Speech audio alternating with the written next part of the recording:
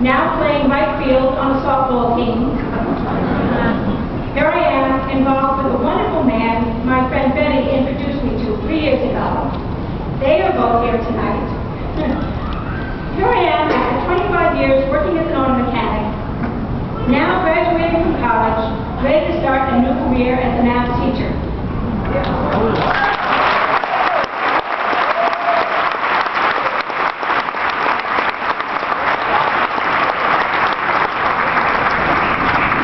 And up to say though, that college seemed a lot harder this time. It was hard to want to study, to write the papers.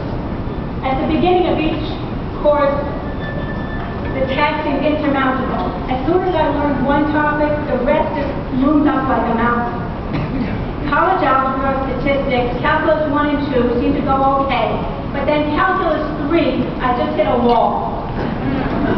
I couldn't keep track of the details or think fast enough. Every test, I was still trying to figure out the problems when the bell rang. I failed calculus 3 times.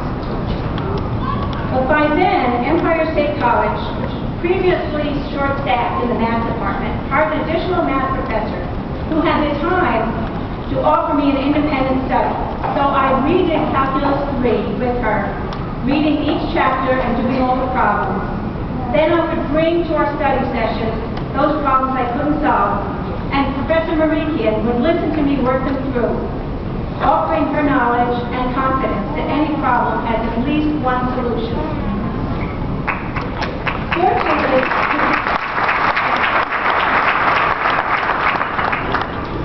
Fortunately, my professors seemed a lot less worried about my learning blocks than I was. And I went on to study discrete mathematics, linear algebra, and number theory. And I could see that my course of study was leading directly to my goal. I realized I had exaggerated my discouragement in my mind. The truth is, we can notice our feelings of hopelessness and still know that we can overcome them. The discouragement in our own lives often translates into discouragement about our country. We feel that nothing will ever change and that we have no power. Yet, this is another time in history when things can happen.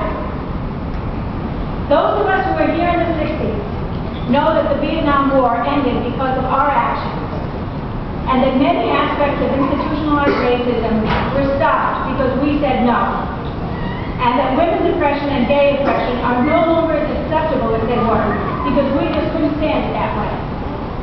Once again, we are engaged in an immoral war that's taking money away from people's needs here at home. Racism, sexism, and gay oppression are still with us, and the gap between the rich and the poor has grown even more obscenely huge. So right now is the perfect time for those of us who were here in the 60s to take up the banner again. And if you missed the 60s, you can make this the year we start to make our country what we all want it to be. No discouragement,